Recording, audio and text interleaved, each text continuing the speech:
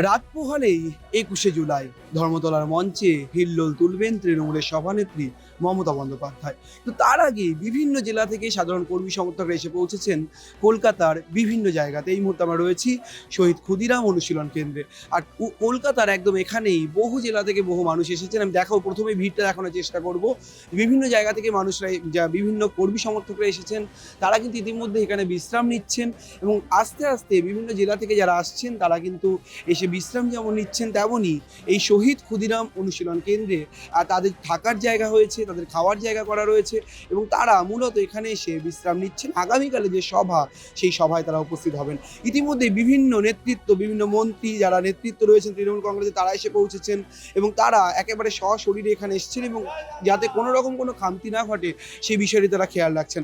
আমার সঙ্গে রয়েছেন এই মুহূর্তে আমার সঙ্গে রয়েছেন সৌম্য বক্সী। সৌম্য, আপনি একেবারে সরেজমিনে খতিয়ে দেখছেন শহীদ ক্ষুদিরাম অনুশীলন কেন্দ্রে এই মুহূর্তে পরিস্থিতি কি, কিভাবে পুরোটা ট্যাকেল করছেন? দেখুন, মানুষ স্বতঃস্ফূর্তভাবে মমতা বন্দ্যোপাধ্যায়ের ডাকে পশ্চিমবঙ্গের বিভিন্ন গ্রাম থেকে, প্রত্যন্ত অঞ্চলগুলি থেকে মানুষ কাতারে কাতারে ইতিমধ্যেই কলকাতার বুকে এসে উপস্থিত হচ্ছেন। আগামীকাল ২১শে জুলাই শহীদ স্মরণে শহীদ দিবস, সকলে মিলে আমরা ধর্মতলায় যাব এবং তার আগে স্বাভাবিকভাবেই যারা রাতে জার্নি করে ক্লান্ত হয়ে যারা আমাদের এখানে আসছেন, কলকাতা শহরে থাকছেন, তাদের জন্য আমরা আমাদের সামর্থ্য মতো থাকার জায়গা, খাবারের ব্যবস্থা আমরা করেছি, যাতে তাদের ক্লান্তি একটু দূর করা সম্ভব হয় এবং তাদেরকে আমরা যাতে সুস্থ সবলভাবে মমতা বন্দ্যোপাধ্যায়ের সভায় পৌঁছে দিতে পারি। আজকে আমাদের ক্ষুদিরাম অনুশীলন কেন্দ্রে গতকাল সকাল থেকেই কাতারে কাতারে লোক বিভিন্ন জেলা থেকে আসছেন। কখনো দিনাজপুর থেকে, কখনো বীরভূম বাঁকুড়া থেকে, কখনো পুরুলিয়ার প্রত্যন্ত গ্রাম অঞ্চলগুলি থেকে মানুষজন আসছেন। মহিলাদের সংখ্যাও আপনি দেখছেন যে স্বতঃস্ফূর্তভাবে কিভাবে তারা মমতা বন্দ্যোপাধ্যায়ের আহ্বানে সাড়া দিয়ে কলকাতার এই সমাবেশকে সফল করার লক্ষ্যে ইতিমধ্যেই কলকাতায় এসে পৌঁছেছেন।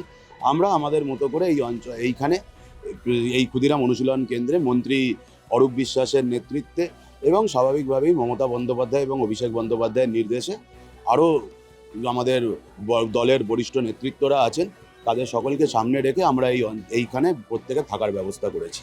আমি একটা ছবিটা দেখাতে বললাম, আমার চিত্রসার মধ্যে সুমন রয়েছেন আমার সঙ্গে, যে ক্ষুদিরাম অনুশীলন কেন্দ্র কিন্তু কার্যত তৃণমূল কর্মী সমর্থকদের ভিড়ে একেবারে একাকার হয়ে রয়েছে। কালকে মমতা বন্দ্যোপাধ্যায় রাত পোহালে ২১ জুলাই মঞ্চে বক্তব্য রাখবেন, কি প্রত্যাশা, কি চাইছেন নেত্রীর কাছে? আমরা কালকে ধর্মতলায় যাব, নেত্রীর কাছে শুনবো আগামী ২৬-এর বিধানসভায় কি বক্তব্য দেন। সেই বক্তব্য বহন করে নিয়ে আমরা গ্রাম অন্তরে আমরা প্রচার করব, এই আশা নিয়ে আমরা আসি। কোন জেলা থেকে এসেছেন কাকু?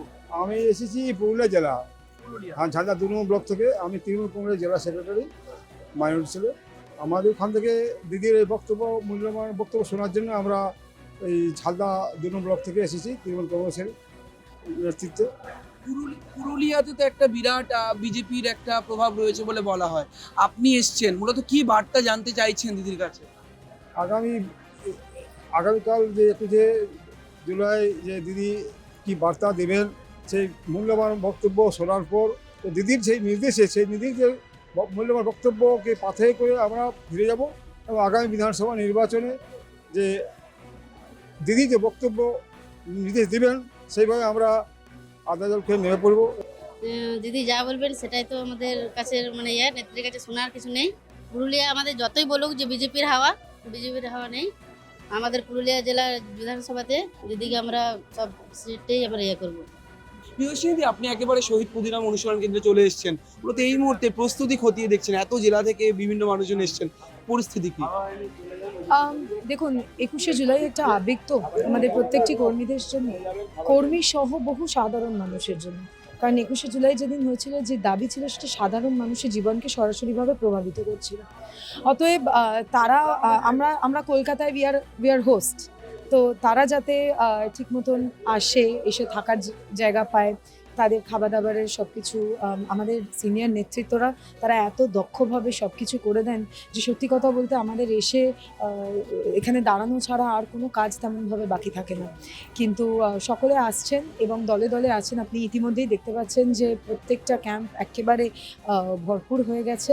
তাদের খাওয়া দাওয়া, তাদের মেডিকেল কোনো এমার্জেন্সি, তারা যাতে আগামীকাল ঠিক মতনভাবে সভা মঞ্চে পৌঁছে যেতে পারে এবং তারপরে যখন ওরা ফেরত যাবে তখনও যাতে সব কিছু সুষ্ঠুভাবে অর্গানাইজড ম্যানারে হয়, কারোর যাতে কোনো সমস্যা না হয়, কেউ যাতে হারিয়ে না যায়।